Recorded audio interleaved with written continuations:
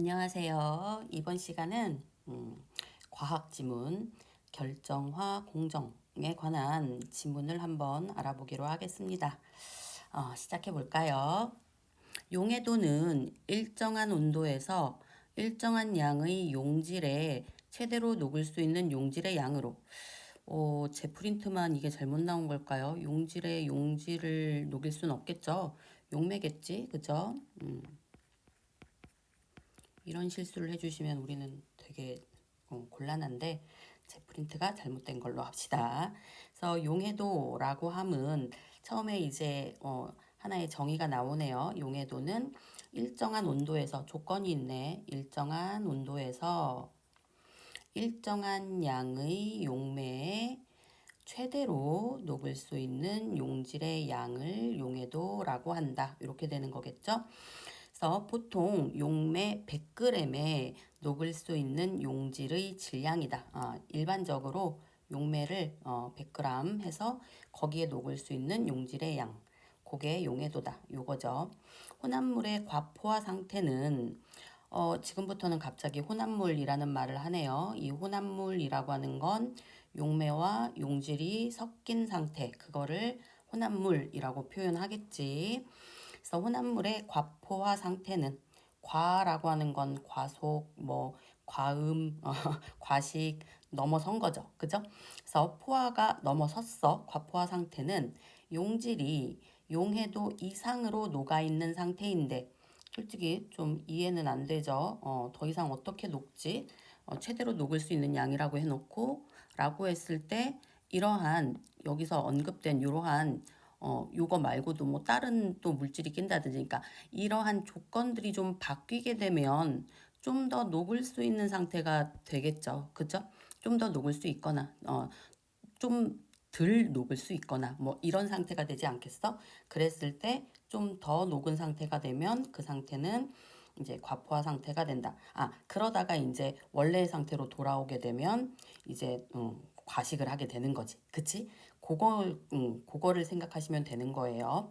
그래서 녹아있는 상태인데 과포화 상태의 혼합물은 포화 상태로 돌아가려는 경향이 있다. 그치. 그러니까 예를 들어서 만약에 뭐 150도였어. 150도에서 뭐 한 100g이 녹았어. 그랬는데 100도로 돌아갔어. 그러면 온도가 낮아졌으니까 그만큼 덜 녹겠죠. 그러니까 이제 뭐 아까 100g이 녹았는데 한 30g은 다시 고체로 돌아오고 싶어 하는 이러한 상태가 된다. 요거겠지. 그러니까 항상 그 포화 상태에 맞게끔 돌아가고 싶어 하겠죠. 그래서 결정화는 또 새로운 단어가 갑자기 불쑥 나타나죠. 결정화라고 하는 것은 포화 상태의 혼합물이 과포화 상태가 되어 용질이 고체 입자로 석출되는 것으로 결정화 공정을 거치면 입도가 작은 고체 입자를 얻을 수 있다. 문장이 되게 기네. 그래서 결정화라고 하는 건 포화 상태의 혼합물이 과포화가 되었어. 그 상태에서 그 용질이 고체 입자로 다시 석출되는 거. 그러니까 원래 상태로 돌아가고 싶기 때문에 아까의 예로 얘기한다면 100g까지 녹았는데 70g만 녹아있는 상태로 돌아가고 싶다면 30g은 다시 고체 입자로 돼야 되겠죠. 그러한 것을 지금 그 30g을 결정화되었다. 라고 얘기를 한다는 거겠죠. 그랬는데 그 결정화 공정을 거치면 입도가 작은, 뭐 여기 내용 나오고는 있는데 입도가 작다. 그러니까 기존의 그 고체의 크기보다 더 작은 크기로, 석출이 된다. 이거겠죠. 그래서 작은 고체 입자를 얻을 수 있다. 이러한 결정화 공정은 약물의 생체의 흡수율을 높여야 하는 제약 분야 등에서 사용된다.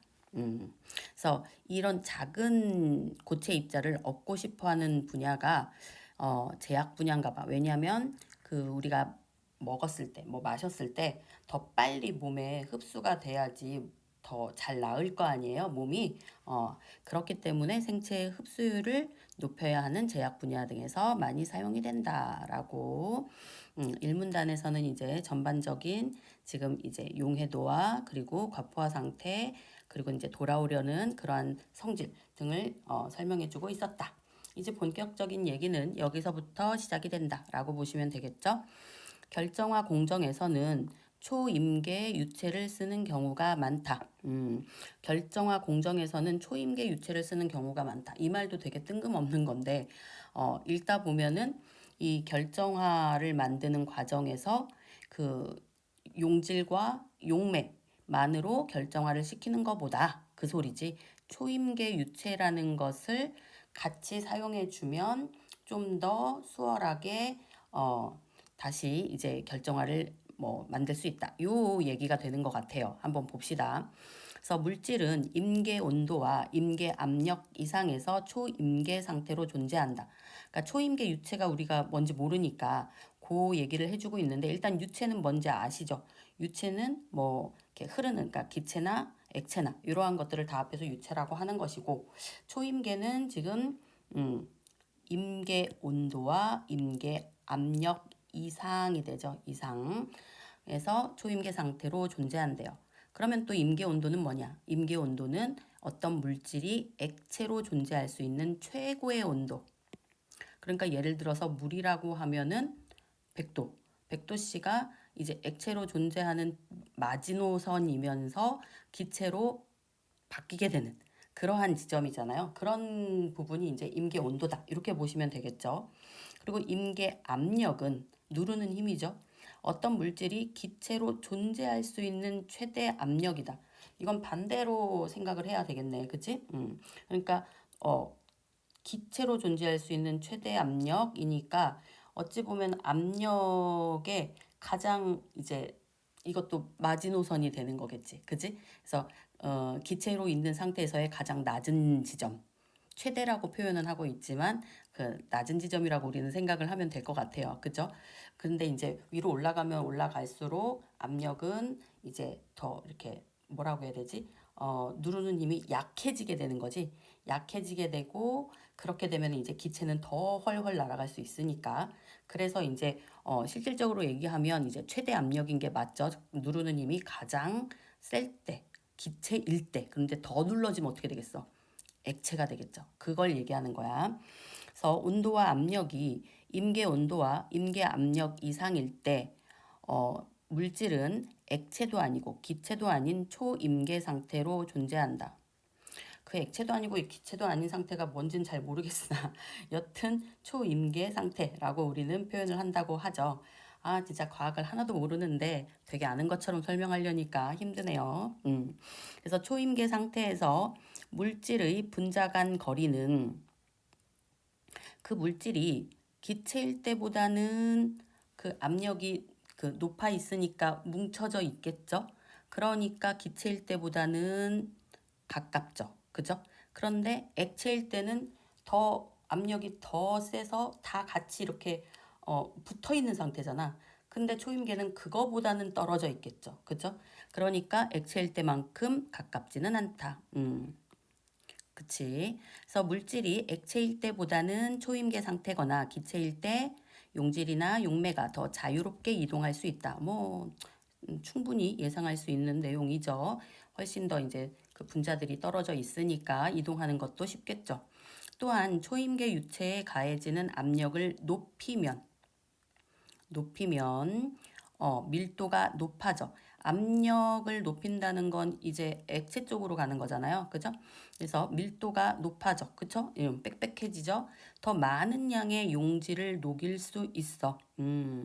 밀도가 높아지면 압력을 높여서 밀도가 높아지면 더 많은 양의 용질을 녹일 수가 있겠구나. 걔네들이 더 많이 모였으니까 그런 건가 봐. 그래서 초임계 유체를 이용한 결정화 공정에서는 고체 입자의 입도를 조절할 수 있다. 그러니까 여기만 봐도 압력을 높여서 밀도가 높아지면 높아질수록 입도는 그 한 공간에 밀도가 더 빽빽해지니까 더 많은 애들이 모일 거고 뭐 이러니까 조금씩 모인 거보다는 자리를 차지하는 게 조금 차지할 수밖에 없겠죠. 그러니까 한 개당 그러니까 이제 걔네들이 좀 더 작게 하나하나가 작게 결정화된다. 뭐 이런 내용이라고 보면 될 것 같아요.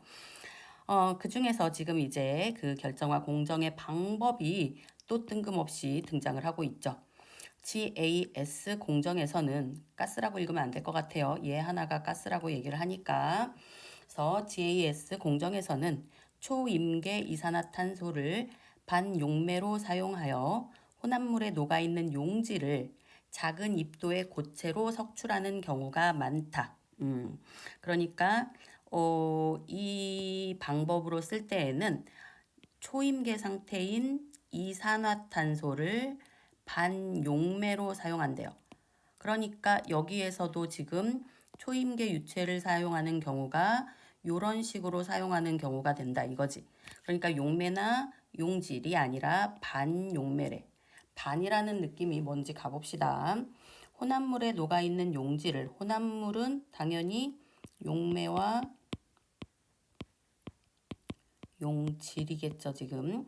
그러니까 얘는 액체 상태이고 얘는 지금 거기에 녹아있는 이제 그 혼합물이 되는 거겠지. 그래서 혼합물에 녹아있는 용질을 작은 입도의 고체로 석출하는 경우가 많다.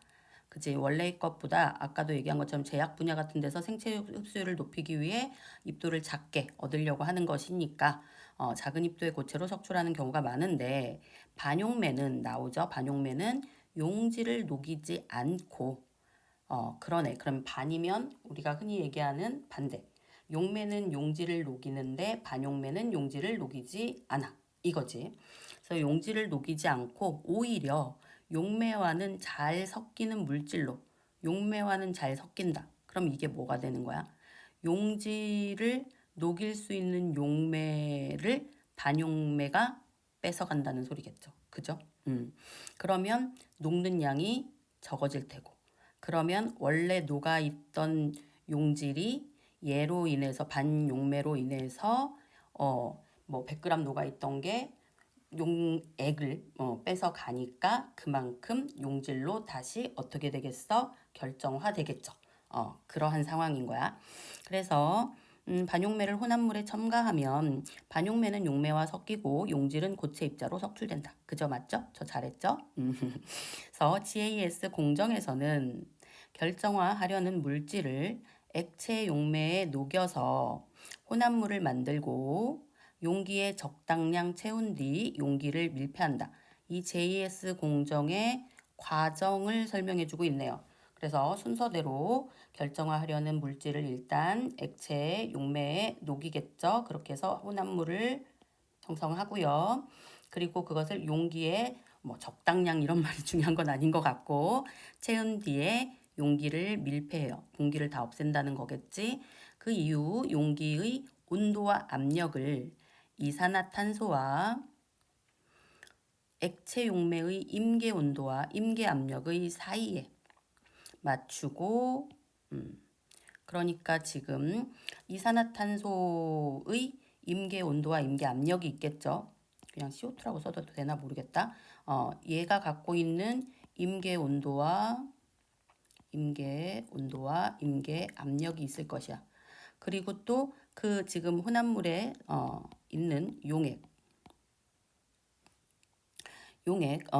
께도 지금 그 온도와 임계 온도와 임계 압력이 있겠죠.